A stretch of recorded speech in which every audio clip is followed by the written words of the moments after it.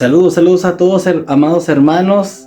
Bendiciones, amados, desde cualquier lugar que nos estén sintonizando, ya sea trabajando, ya sea estudiando, ya sea donde se encuentren, de día o de noche. Que el Eterno les bendiga y les prospere siempre.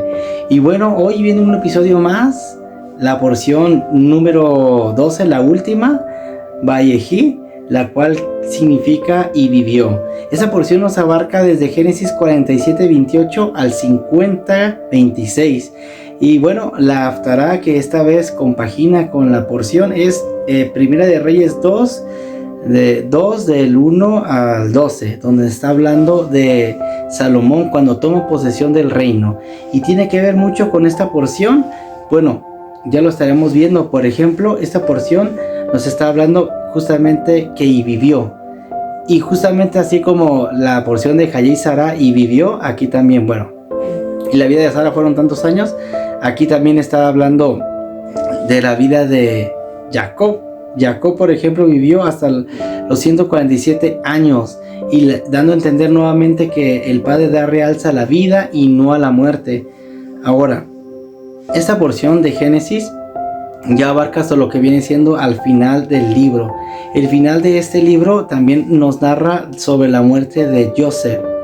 Y bueno, al final de cuentas, el Padre, toda la gente que le ha servido, siempre tiene un final dulce. Y sabemos que también hay una promesa más allá de la muerte, que la podemos tener solamente perseverando en el camino del Padre. Y aquí dándole un poco de lectura, dice, vivió hasta los 147 años de edad.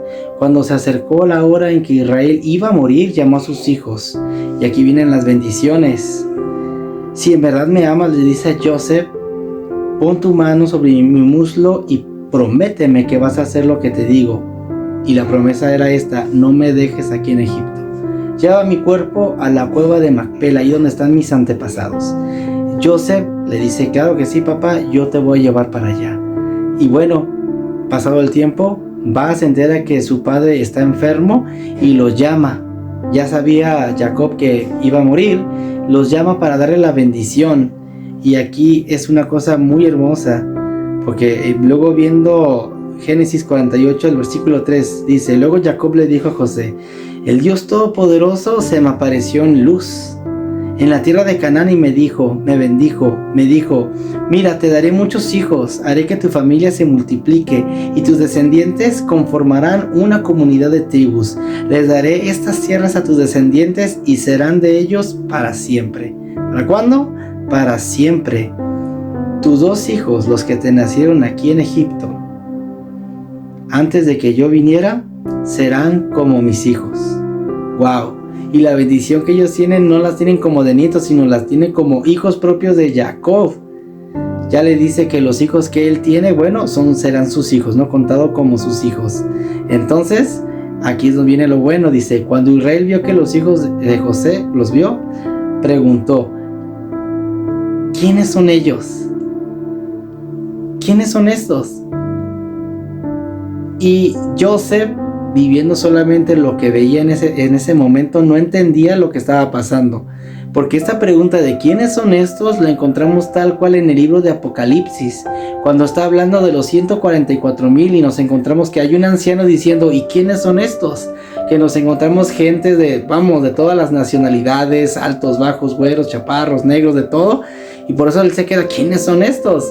Y aquí el Padre le permite, cuando él está haciendo esta bendición, que la bendición, recordamos, tiene que ver con profecía, declarar las cosas, pero con profecía, está ahora sí que enlazándose en el tiempo y llegando a ese momento de Apocalipsis. Entonces Joseph no entiende, dice, no, papá, estos son mis hijos. Pero Jacob ya sabía, o sea, él podía ver, porque aquí dice que le fallaba la vista porque ya era muy viejo, pero sin embargo vuelve a decir, y el Padre me permitió volver a ver tu rostro. Y estamos viendo que sí veía, estaba consciente de lo que estaba pasando. Entonces es cuando bendice a los hijos de Jacob, y ahí estamos viendo que ya hay una conciencia.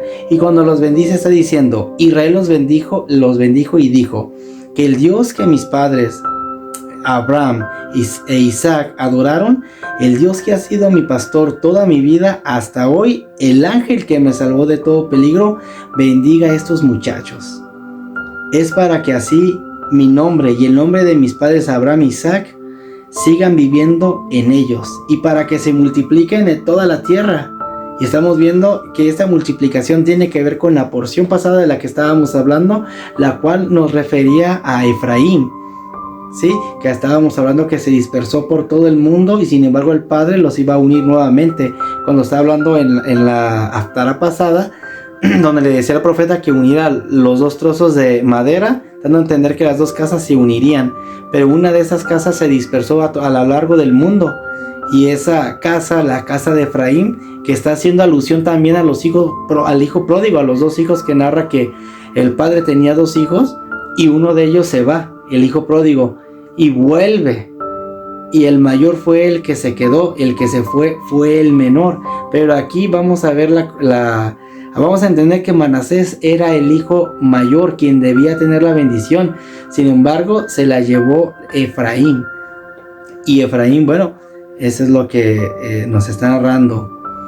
Ahora, cuando Joseph vio que su padre, al momento de bendecirlos, les está diciendo estas palabras, está cruzando los brazos, porque el primogénito tenía que estar a la derecha y bueno, el otro tenía que estar a la izquierda. Pero sin embargo vemos que su padre no los bendice de la manera normal, sino que cruza los brazos y ya los está bendiciendo. De tal manera que Joseph se molesta, inclusive quiere mover el brazo diciendo: no papá, ese no es, el mayor es este, pon tu mano en él. Pero ¿qué es lo que le contesta?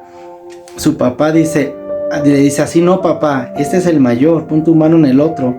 Y su papá se rehusó y le dijo: lo sé, hijo, lo sé, él también va a ser importante y de él también nacerá mucha gente, pero su hermano menor va a ser todavía más importante y sus descendientes formarán muchas naciones. Lo que estamos hablando. Entonces los bendijo ese día diciendo: la gente de Israel usará sus nombres para bendición. Que Dios te haga como Efraín y Manasés. De esta manera resaltó más a Efraín, o le dio más importancia que a Manasés. Si es lo que vemos, por ejemplo, cada Shabbat nosotros bendecimos a nuestros hijos, varias bendiciones, pero en especial también te bendecimos de esta forma, diciendo que el Padre te haga como Efraín y Manasés. ¿Por qué? Porque la bendición fue esta, y además todo lo que es prosperidad, todo lo que es ese linaje viene de esta bendición, viene de Joseph y de su linaje. Posteriormente vemos que quiere bendecir a sus demás hijos y los llama y les dice: acérquense, vamos a hablar del futuro, voy a decirles qué va a acontecer en el futuro, y da estas bendiciones. Y el primer hijo que pasa es Rubén, y le dice: Rubén, tú eres mi hijo mayor, la fuerza de mi vigor, muestra de mi hombría. Tú fuiste el más honorable y poderoso, el de todos mis hijos, pero eres incontrolable. Eres incontrolable como el agua, no seguirás siendo el más honorable por haberte metido en la cama con tu papá. Llevaste vergüenza a mi cama. Y aquí está diciendo, o está haciendo referencia a lo que ya había hecho Rubén, que Rubén fue y tomó a una de las concubinas de su padre, en este caso es Bilha, y como se metió con ella, sabemos que se entiende que cuando se mete con una de sus concubinas, no fue con su madre, fue con una concubina. Entonces, pues es como si se hubiera metido con su padre. Vemos que Rubén quiso alcanzar la primogenitura y la quiso de alguna manera pues asegurar, porque cuando por ejemplo Absalón quiere tomar el reino de David, entonces dice que David huye y Absalón se mete con las esposas, bueno, dice las esposas, pero o mujeres, pero la palabra también es concubinas, no fueron con su madre directamente, fueron con las concubinas que tenía David, y es como posesión de poder. Y vemos también en la Haftará que cuando Salomón va y recibe una petición de su madre Betsabé y le dice: bueno, vino Adonías y que me pidió que le diera a la concubina de tu padre David. ¿Y qué le dijo él? ¿Qué le contestó? Madre, pues de una vez, si quieres le doy el reino de una vez. ¿Por qué? Porque tenía que ver con ese toma de de primogenitura, porque le dice, y además yo soy el hijo menor, o sea, él es el primogénito, y si tiene todavía la esposa de mi padre, es como darle todo el reino. Y Rubén lo quiso asegurar la primogenitura, y tanto la quiso asegurar que la perdió. Esaú, por ejemplo, por el otro lado, ¿qué pasa? La despreció, no le interesó, no la quiso tener en el momento. Ya después que dijo, caray, sí es importante, ahora yo la quiero, aunque fue con lágrimas, pero ya no la pudo obtener nuevamente. Se dice que Rubén, por ejemplo, tenía 3 coronas. Bueno, entre las cuales se menciona que él pudo haber sido en realidad del linaje donde hubieran salido los reyes y también los sacerdotes. Sin embargo, bueno, por causa de esta deshonra no fue así. Inclusive, aquí también dice, bueno, Rubén perdió también importancia política. Rubén ya no sobresalió de entre las demás tribus en ese sentido. Poco a poco fue perdiendo como esa posición, ¿verdad? Ahora, por ejemplo, pasamos a Simeón y Leví. Uno dice, ustedes son unos chacales, sus espadas son armas violentas, no quiere ser parte de sus planes, ni quiere tomar parte de sus reuniones, porque en su furia ellos mataron a hombres e hirieron animales por diversión. Y también está haciendo la referencia de cuando ellos justamente tomaron un juicio por su propia mano, por su fuerza simplemente fueron y sí, tomaron el honor de la familia, lo quisieron defender, pero ellos mismos fueron y vengaron a Dina. ¿Se acuerdan cuando ella fue violada? Que fueron a Siquem y fueron ellos mismos los que mataron a todos los hombres, diciéndoles esos pensamientos de decir, oye, sí, vamos a tomar a sus mujeres y esto, vamos a hacer un pacto, pero se tienen que circuncidar. Y al tercer día atacaron y mataron a todos y los arrasaron. Y Jacob no estuvo de acuerdo con la manera en que ellos actuaron. Sin embargo, bueno, lo hicieron, y aunque defendieron el honor de su hermano y lo hicieron por ese motivo, no le agradó a Jacob. Y en este momento de la primogenitura, aquí en la bendición, ya causa una consecuencia, porque aquí en este momento ya se recordó ese asunto. Ahora, luego dice, pásale Judá. Va Judá y dice, Judá, tus hermanos te alabarán, derrotarás a tus enemigos, y los hijos de tu papá te alabarán. Judá es como un cachorro de león. Hijo mío, tú te has parado sobre animales que has matado. Se agacha y se acuesta como un león. Y como un león, ¿quién le va a molestar? Nadie le va a poder quitar el poder a Judá, ni el cetro que tiene. Y es importante, Judá siempre ha representado la autoridad. Y también el hecho que hizo de decir, me voy a enfrentar al virrey de Egipto que no sabía que era su hermano, dar su vida por Benjamín. Inclusive en las tribus cuando se reparten, posteriormente, cuando se dividen, mejor dicho, Judá se queda con Benjamín. Y las demás tribus pues ya se dividieron. Pero también tiene que ver con esto, en esta connotación. Y hablando del cetro que tiene en su mano, el cetro de autoridad, está hablando también aquí abajito, dice, hasta que venga el verdadero rey y todas las naciones lo obedezcan. Y aquí también nos está hablando de cuando venga Yeshua HaMashiach, el verdadero rey que va a tomar ese cetro, que nadie se lo va a poder quitar, solo el verdadero rey. Y también nos está hablando de esta profecía. Y toda esta porción también nos abarca de la porción, y la Haftará nos habla de muchos reyes, ¿no?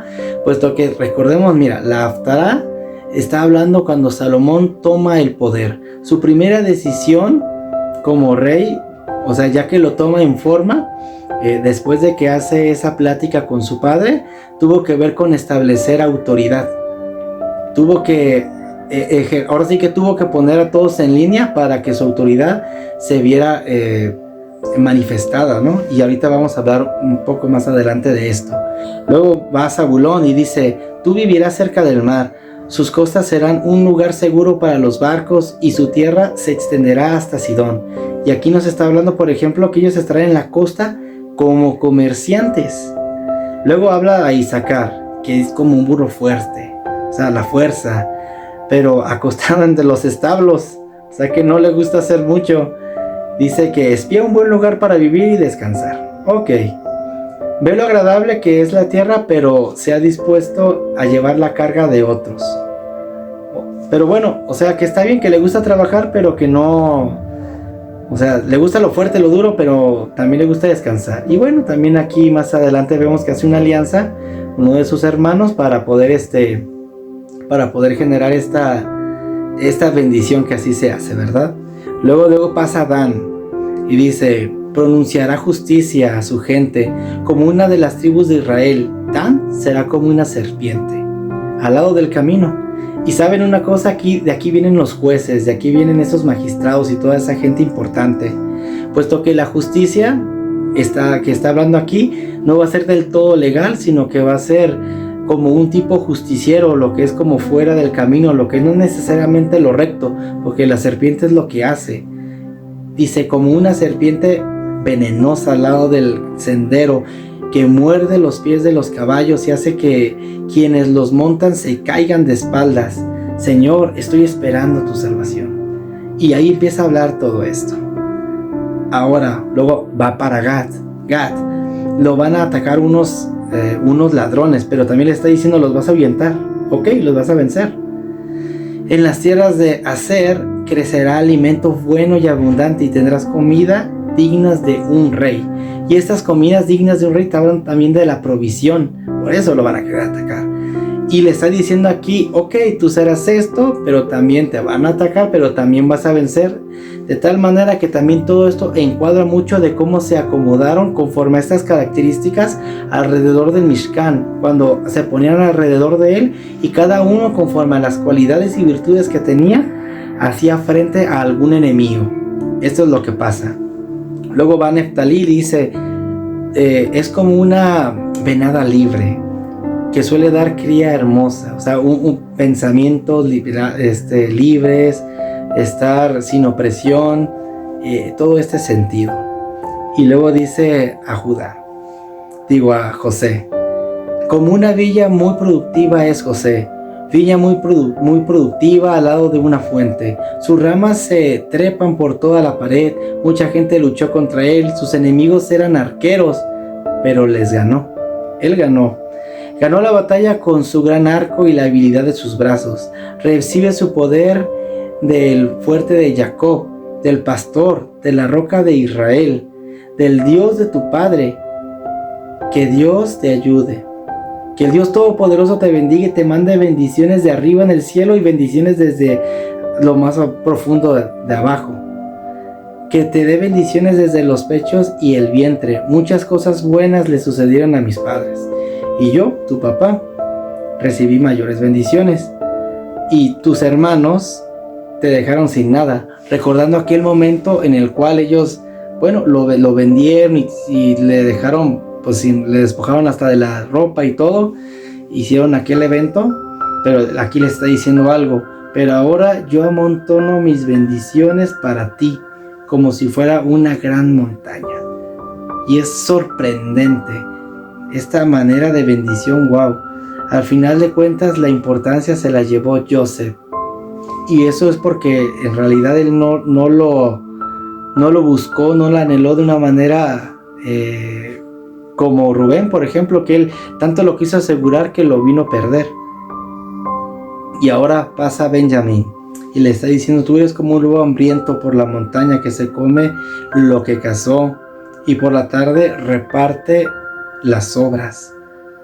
Wow. Y al final de estas palabras, viene a ser la muerte de Jacob y les viene a dejar una bendición particular para cada uno de ellos, porque como familia cada uno de ellos tiene pues diferentes habilidades, características, y así fue. Y aunque vemos que en algunos no vimos como que caray, esta fue la bendición, pero le está marcando los puntos débiles, los puntos que necesitan cambiar. Así como el Padre marca un juicio, pero a través de ese juicio hay misericordia para que ellos puedan cambiar en esas partes y volver a Él. Aquí también está diciendo esto, para que nosotros detectemos los puntos débiles y podamos también hacer un cambio, ¿verdad? Recordemos, hay que cambiar la manera de pensar para poder cambiar nuestra manera de vivir. Y ahora, después les ordenó que no lo enterraran en Egipto, sino que lo enterraran allá donde están sus antepasados, que es en la cueva de Macpela. Y cuando Jacob terminó de darles estas instrucciones a sus hijos, ¿qué creen que pasó? murió al final de cuentas. Y les terminó de dar instrucciones. Y aquí, en esto justamente también tiene la conexión con la Haftará. Cuando David está por dejarle ya sucederle en totalidad el trono a Salomón, él le dice una serie de instrucciones. Oye, tú tienes que cuidarte de estas personas, tienes que hacer justicia con estas personas que a mí me ayudaron, tú también sé bueno con ellas, no olvides darles de tu provisión. Y empieza a decirles, ok, una serie de cosas, así como cuando se pasa un gobierno a otro, que es lo que estaba pasando aquí, así mismo se tiene que dar. Se prepara de alguna manera un heredero. Si hay una herencia, también tiene que haber un heredero preparado. Aquí Jacob les está dejando una herencia espiritual a cada uno de ellos según su particularidad. El rey David está repartiendo esa autoridad, está repartiendo ese legado a su hijo Salomón. Pero lo primero que le dice, y aquí curiosamente lo dice Jacob, terminó de dar esas instrucciones. Lo primero que le dice David a su hijo Salomón: guarda las instrucciones, guarda la palabra del Eterno, sus mandamientos, sus decretos, sus ordenanzas, sus leyes, sus estatutos. Está hablando lo que viene siendo. Cada una de ellas comprende un aspecto de nuestra vida, un aspecto moral, un aspecto espiritual, un aspecto físico, para complementarnos y así crecer integralmente. De esta manera nosotros andaremos caminando rectos, firmes, justos, y ese camino solamente tiene un fin, que es Dios. Sin embargo, cuando nos desviamos, nosotros vamos a ser como Salomón. Salomón inició justo, recto, íntegro, pero la causa de las mujeres que fue tomando poco a poco fue desviándose y fue aceptando idolatría y desvió al pueblo. Terminó de ser un hombre muy sabio, muy poderoso, impresionante, porque él fue el que escribió el libro de Proverbios, el libro de Cantares. O sea, sorprendente la sabiduría que nos aportó a nosotros y que nos sigue sirviendo. Qué bueno, el Padre lo usó, porque así se le apareció en el sueño y le dijo: pídeme lo que quieras. ¿Y qué es lo que le pidió? Bueno, le pidió no sabiduría como tal, sino inteligencia para oír juicio. Y esta inteligencia se iba a desarrollar en base al conocimiento que él fuera adquiriendo de la Torá. Pero el Padre lo dotó de un entendimiento de Shema. Shema es escuchar, entender, obedecer, pero escuchar con el sentido de ejecutar, de hacer, de llevar a cabo las cosas. Y eso fue lo que desarrolló en Salomón. Al final de cuentas entendió la sabiduría, porque por ejemplo vimos en los Proverbios todo el asunto que nos pone de la blanda respuesta paciente a la ira, la áspera hace subir el furor, y son cosas vitales. También vemos que, por ejemplo, él nos narra que al final de cuentas hizo de todo y vivió como quiso, pero se dio cuenta que el principio de la sabiduría es el temor a Jehová. Al final, estar en sus caminos es lo que nos debe de regir en nuestras vidas para cuidar nuestro mundo presente y así terminar en el mundo venidero en la esperanza que el Padre nos ha prometido a nosotros. Y saben una cosa, esto se ve reflejado cuando vienen circunstancias difíciles, circunstancias en las que nosotros podemos decidir actuar de una manera, puede ser de una manera que podamos actuar, pero más bien debería ser a la manera que el Padre nos pone como un límite, como un estándar. Porque recordemos que el venir al Padre es venir a estandarizarnos a lo que Él nos pide y no a lo que nosotros pensamos. Por ejemplo, cuando sus hermanos van a enterrar a su padre Jacob, y resulta que cuando pasan en la cueva de Macpela, porque tenían que pasar por ahí para cuando fueron a enterrar a su padre Jacob, tuvieron mucho miedo, mucho miedo, y aquí lo narra tal cual. Los hermanos de José estaban temerosos porque su papá había muerto, y dijeron: tal vez siga enojado con nosotros, puesto que ya había tenido una referencia de su tío Esaf, que quería matar a Jacob porque, bueno, el pleito que tenía, ¿no? Pero el asunto era de que Esaf dijo: yo lo juro que lo voy a matar, pero cuando mi padre muera. De vida no le quiero causar alguna tristeza. Y pensaron que Joseph iba a ser así, de esta manera. Sin embargo, no fue así. Y ahí, en estas circunstancias, se ve el brillo de la luz que el Padre ha puesto en nosotros. Cuando nosotros decidimos dejar de hacer algo que podemos hacer, simplemente por aplicar misericordia y juicio. Y la vida de un justo es así. La vida de un justo tiene que ser amoldada, y cada una de estas partes, les decía que nos componen una vida íntegra, y esta vida se va a ver reflejada en nuestras manifestaciones, y es la manera de amar que el Padre pide de nosotros, ¿sabes? Ahora, cuando ellos van y empiezan a hablar de camino, y sabes que seguro que nos va a mandar matar, y ahorita, ¿no?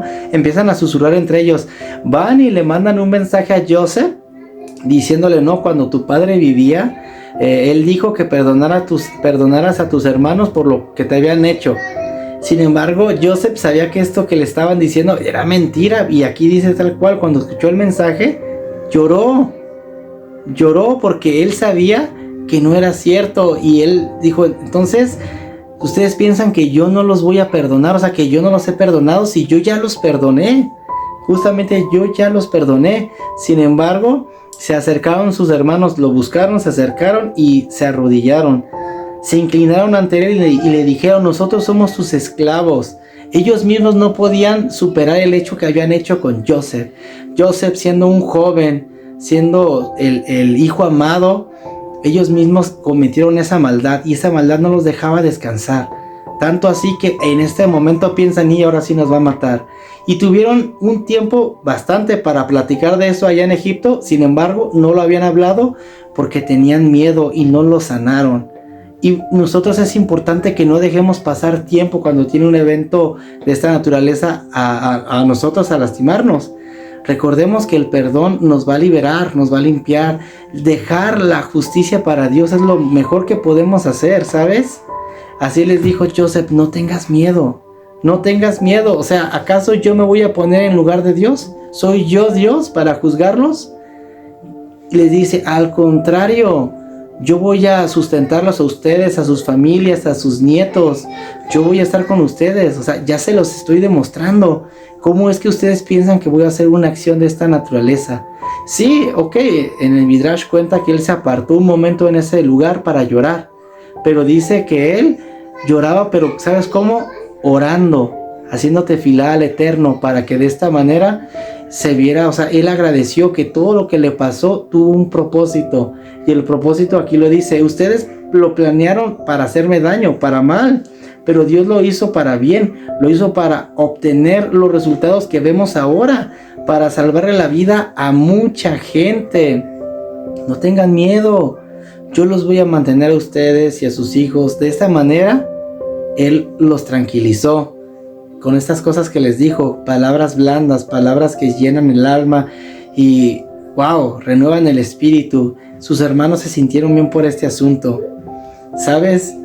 Una cosa, nuestro camino va a estar pavimentado de circunstancias difíciles, dolorosas, y puede que estemos en una situación de juicio en algún momento, y sin embargo nosotros rehusar el juicio para hacer venganza, para hacer nuestra justicia, es lo mejor que podemos hacer, puesto que el Padre es el verdadero juez, el juez sobre toda la tierra.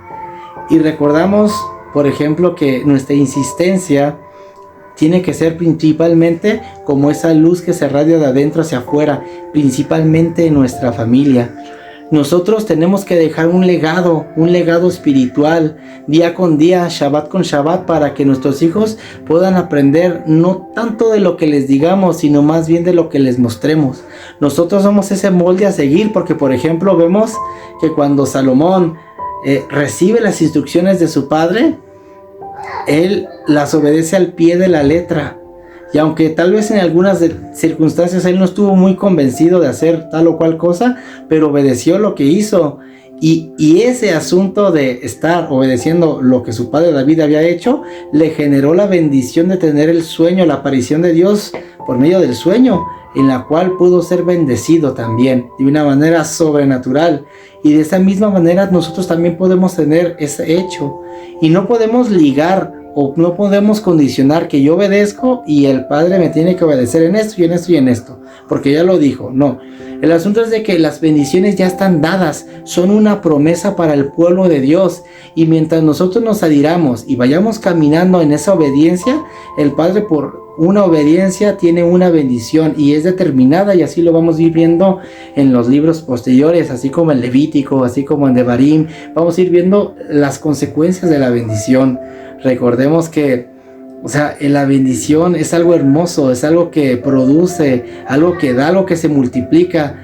Y sí, la desobediencia trae dolor, pero el obedecer es esa bendición que nosotros decidimos tener y preparar a nuestros hijos para que sean herederos también, juntamente con nuestro Adón Yeshua, con nosotros, para lo que es la vida venidera. Cuando Judá puso su vida y les puso frente a Joseph, es decir, tómame como tu esclavo, pero deja ir a Benjamín, arriesgó el mundo presente que tenía. Cuando le dijo a su padre Joseph, a su padre Jacob, bueno, yo me pongo como garantía, o sea, su sangre sea sobre mí. De esta manera, ok, o sea, su vida venidera, la vida eterna, ok, estaba en una situación delicada. Pero sabes, una cosa, tú y yo, cuando nosotros no somos esa luz y esa presencia para con los demás, nos estamos derramando esa sangre en nosotros, y en la vida venidera nos la va a reclamar el Padre. Así que, por ejemplo, aquí cuando Joseph muere, aquí vamos a ver ese testimonio de fe. Cuando Joseph muere, hace jurar a sus hermanos que sus huesos no queden en Egipto, sino al contrario les dice, miren, con seguridad Dios los va a cuidar, los va a sacar de este país y los va a guiar a la tierra que se la prometió a Abraham, Isaac y Jacob, y hizo que prometieran esto. Les dijo, cuando Dios venga por ustedes, llévense mis huesos. Y murió Joseph a los 110 años.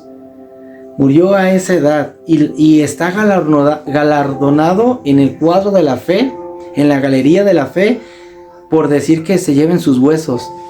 Y esto quiere decir que él creyó fielmente en la promesa que había hecho a ellos, a Dios, a Abraham, Isaac y Jacob.